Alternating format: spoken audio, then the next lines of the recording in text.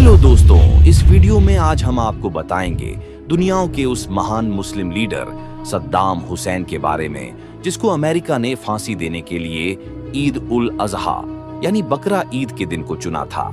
जी हाँ दोस्तों, हम बात कर रहे हैं उसी सद्दाम हुसैन के बारे जिसको आज ही के दिन 30 दिसंबर 2006 को फांसी पर लटका दिया गया था। इस दिन को ब्लैक डे भी कहा जाता है। ये इतिहास का वो भयानक दिन था जिसको इतिहास के पन्नों से कभी मिटाया नहीं जा सकता। जिस दिन ने इस पूरी दुनियाओं को दहला कर रख दिया था, ये वही सद्दाम हुसैन था जो कि दुनिया भर के मजलूमों के लिए मसीहा तो कई लोगों के लिए विलेन भी था। ये वही सद्दाम हुसैन था जिसने अमेरिका की अदालत में खड़े होकर अमेरिकी जज को बिका हुआ कुत्ता कहा था और लगातार अल्लाह अकबर के नारे लगाता रहा था।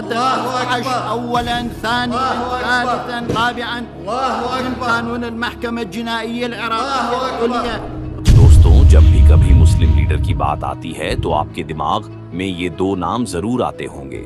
Number 1 Osama bin Laden, number 2 Saddam Hussain.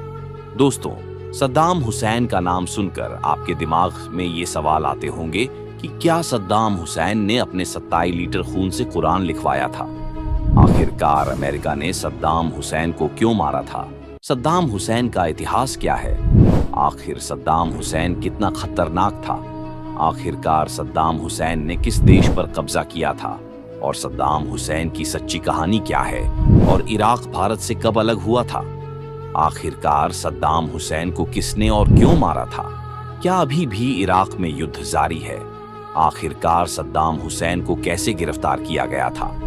क्या सद्दाम हुसैन ने 148 लोगों की हत्या की थी? आखिरकार कुवैत पर किस देश ने कब्जा कर लिया था? आखिरकार कुवैत पर इराक ने हमला क्यों किया था? इन सारे सवालों के जवाब आपको इस वीडियो में मिल जाएंगे।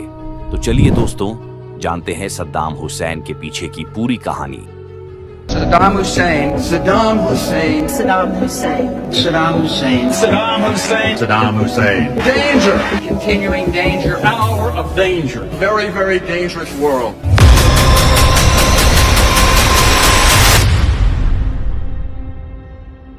28 अप्रैल 1937 को इराक में बगदाद के उत्तर में स्थित तिक्रित के पास अल ओजा गांव में एक गरीब परिवार में एक बच्चे का जन्म होता है जिसका नाम उस बच्चे की मां सद्दाम हुसैन रखती है।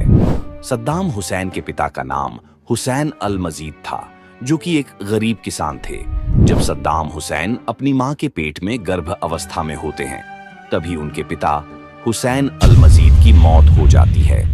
उसके बाद उनकी मां ने अपने देवर से शादी कर ली थी, लेकिन बच्चे की परवरिश की खातिर उसे जल्द ही तीसरे व्यक्ति से शादी करनी पड़ी। उस दौर का तिक्रित अपनी विभत्सताओं के लिए कुख्यात था। इन परिस्थितियों ने सद्दाम को बचपन में ही भयानक रूप से शक्की और निर्दयी बना दिया था। बच्चों के हाथों पिटने के भय से सद्दाम हमेशा अपने पास एक लोहे की छड़ी रखते थे और इस छड़ी जानवरों की पिटाई किया करता थे। 32 वर्ष की आयु में सद्दाम हुसैन ने जनरल अहमद अल बकर के साथ मिलकर इराक की सत्ता हासिल की और साल 1979 में वह खुद इराक के राष्ट्रपति बन गए। उसके बाद साल 1982 में हुए दुजैल जनसंहार मामले में उन्हें साल 2005 में फांसी की सजा मिली।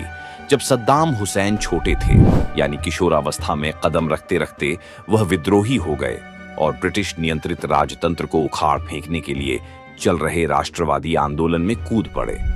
हालांकि पश्चिम के अखबार इस आंदोलन को गुंडे बदमाशों की टोली ही कहता है।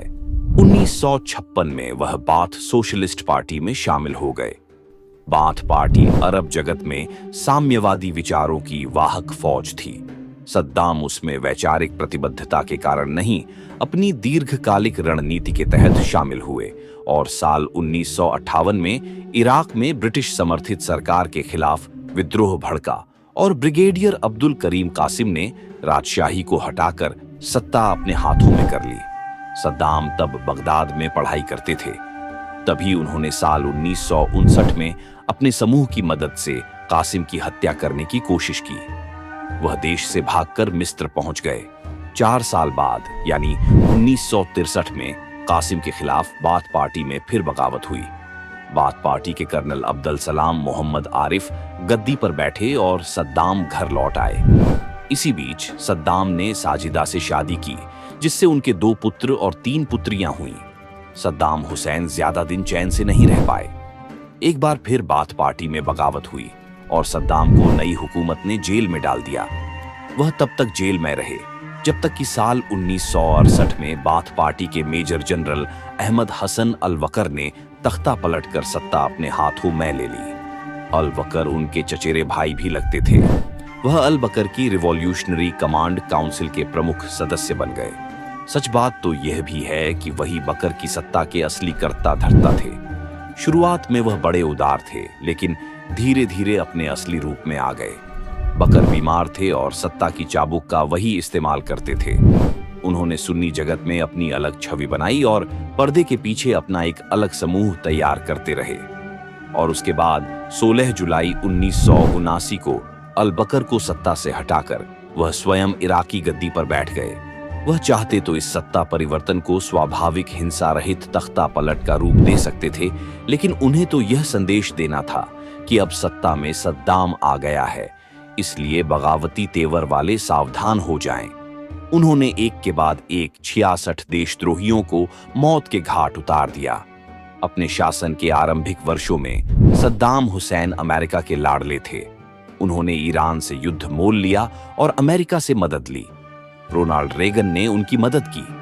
कैसा विद्रूप है कि हाल में जब रेगन की मृत्यु हुई तो वह उसी अमेरिकी सत्ता की जेल में मौत का इंतजार कर रहे थे। उसके बाद साल 1982 में एक बार दुजैल गांव में उनके ऊपर हमला हुआ था, जिसके जवाब में उन्होंने वहां 148 शियाओं की हत्या करवा दी। वही फैसला आज उनकी फांसी का कारण बना। इसी तरह कुर्दों के ऊपर भी उनके जुल्मों की कथाएं कम दर्दनाक नहीं हैं। हालांकि 10 वर्ष तक वह लगातार ईरान से लड़ते रहे, जिससे उनकी छवि एक जुझारू लड़ाके की बनी। लेकिन उनकी उलटी गिनती तब शुरू हुई जब उन्होंने साल 1990 में कुवैत पर कब्जा कर लिया। इससे वह अमेरिकी सत्ता प्रतिष्ठानों की नजरों में आ गए और जल्दी ही खाड़ी युद्ध शुरू हो गया। 42 दिन के युद्ध के बाद इराक अमेरिकी गठबंधन सेनाओं से पराजित तो हुआ, पर सद्दाम हुसैन नहीं झुके। इसी वजह से बार बार अमेरिका को लगता रहा कि वह फिर चुनौती बन सकते हैं। लिहाजा उनके खिलाफ साल 2003 में फिर युद्ध हुआ और उसके बाद की कहानी हमारे सामने है। वह एक तानाशाह तो थे, लेकिन जिस तरह से उन्होंने खुद को अंतर्राष्ट्रीय फलक पर पेश किया और अमेरिका के आगे नहीं झुके, उसने उन्हें वाकई अरब जगत का नायक बना दिया। अब बात आती है कि आखिर कैसे गिरफ्तार हुए थे सद्दाम हुसैन। जी हाँ दोस्तों, हम बात कर रहे हैं उसी सद्दाम हुसैन की जिसके नाम का मतलब ही कभी पीठ न दिखाने वाला योद्धा। उस सद्दाम हुसैन को 13 दिसंबर 2003 को अमेरिकी सैनिकों ने इराक के टिकरित के नजदीक अद-टौर से कस्बे से गिरफ्तार कर लिया था। उनकी तलाश करीब 8 महीने से अमेरिकी सरकार कर रही थी। सद्दाम हुसैन पर क्राइम अगेंस्ट ह्यूमैनिटी यानी मानवता के खिलाफ अपराध करने के आरोप लगे थे। वो व्यक्ति जिसने 2 दशक तक इराक की सत्ता पर राज किया, 8 महीने से तलाश में जुटी अमेरिकी सेना को जब सद्दाम के टिकरित में होने की खबर मिली, तब कुछ ही समय में 600 सैनिकों ने टिग्रिस नदी किनारे स्थित 2 फार्म हाउस को घेर लिया। जब वहां कुछ नहीं मिला तो सैनिक पास में ही एक झोपड़ी में घुसे, जिसके आंगन में झूठे बर्तन पड़े थे। जब सैनिकों ने वहां आसपास की मिट्टी को बुहारना शुरू किया, तब उन्हें एक ढक्कन दिखा, जिसे हटाने पर एक गहरा गड्ढा दिखा। इससे पहले कि सैनिक कुछ करते, उस गड्ढे से 2 हाथ ऊपर उठे और एक बूढ़े आदमी की आवाज आई, मैं सद्दाम हुसैन हूं, इराक का राष्ट्रपति। मैं वार्ता के लिए तैयार हूं। इस पर एक अमेरिकी सैनिक मुस्कुराया और उसने सद्दाम से कहा कि अमेरिकी प्रेसिडेंट बुश ने आपको अभिवादन भेजा है। इस गिरफ्तारी के बाद उधर व्हाइट हाउस में जश्न की तैयारियां शुरू हो गई थीं। तत्कालीन अमेरिकी राष्ट्रपति जॉर्ज डब्ल्यू बुश अब अपने अगले टर्म को लेकर थोड़ा आश्वस्त हो सकते थे। इससे पहले वर्ल्ड ट्रेड सेंटर में हुए 9/11 अटैक से उनका नाम काफी खराब हुआ था। अब सद्दाम हुसैन के पकड़ ढहे जाने के बाद उन्हें थोड़ी ही राहत की सांस मिली। एक तरह से उनकी डूबती हुई सत्ता को तिनके का सहारा मिल गया था। वैसे इस खबर की अंतिम पुष्टि तब हुई जब अगली सुबह 5:14 पर अमेरिकी राष्ट्रीय सुरक्षा सलाहकार ने बुश को खुशनुमा खबर के साथ नींद से जगाया था। सद्दाम हुसैन की गिरफ्तारी का बोलबाला ऐसा था कि अर्थव्यवस्था में भयंकर उछाल आया और स्टॉक मार्केट रॉकेट की तरह ऊपर जाने लगा। इधर भारत सरकार ने इस मामले में बीच का रास्ता अपनाया था। तत्कालीन भारतीय विदेश मंत्री यशवंत सिन्हा ने सिर्फ इतना कहा था कि हमने सद्दाम की गिरफ्तारी पर गौर किया है। इसके बाद अमेरिका के तत्कालीन रक्षा मंत्री कॉलिन पॉवेल ने भी यशवंत सिन्हा को फोन किया था, जिस पर तत्कालीन भारतीय विदेश मंत्री ने उम्मीद जाहिर की थी कि इससे इराक में शांति स्थापित करने में मदद मिलेगी। सद्दाम हुसैन की गिरफ्तारी पर भारत सरकार के ऐसे रवैये के पीछे वजह ये थी कि इराक के इस पूर्व तानाशाह के भारत के साथ अच्छे संबंध थे। सद्दाम पर जब अमेरिका में अदालती कार्रवाई चलने लगी, तब के क्लिप्स आज भी काफी वायरल होते हैं कि कैसे बिना डरे सद्दाम हुसैन भरी अदालत अमेरिका के खिलाफ बोलता था।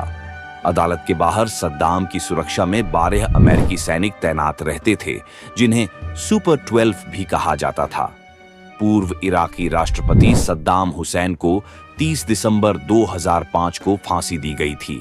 दुजैल नरसंहार के लिए इराकी विशेष न्यायाधिकरण द्वारा मानवता के खिलाफ अपराध का दोषी पाए जाने के बाद सद्दाम को फांसी की सजा सुनाई गई थी। साल 1982 में उनकी हत्या के प्रयास के प्रतिशोध में उन्होंने दुजेल शहर में 148 इराकी शियाओं की हत्या करवाई। इराकी सरकार ने उनके फांसी का एक आधिकारिक वीडियो जारी किया था। इसमें उन्हें फांसी के तख्ते पर ले जाते हुए दिखाया गया।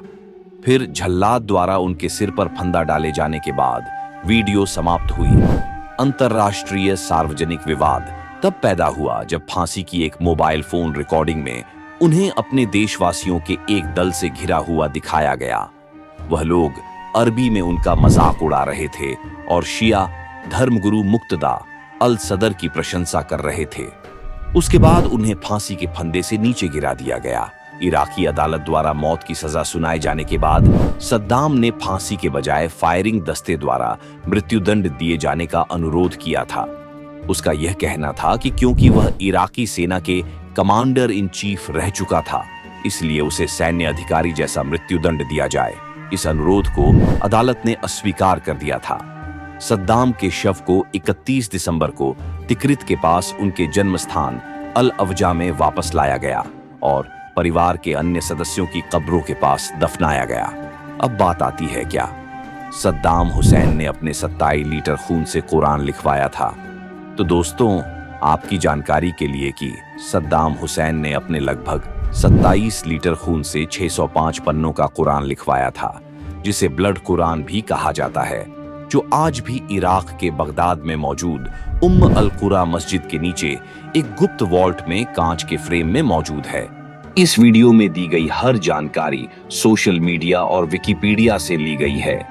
हमारी इस वीडियो का उद्देश्य किसी भी जाति, धर्म या किसी भी समुदाय की भावनाओं को ठेस पहुंचाना नहीं है। तो दोस्तों, कैसी लगी आपको हमारी यह वीडियो? अगर आप ऐसे ही और इंटरेस्टिंग वीडियो देखना चाहते हैं तो हमारे चैनल को सब्सक्राइब कर लें और बेल आइकन का बटन भी दबा दें, ताकि हमारी हर वीडियो की नोटिफिकेशन आप तक पहुंचती रहे। हिस्ट्री अनवेल्ड, अब होगा इतिहास का पर्दाफाश।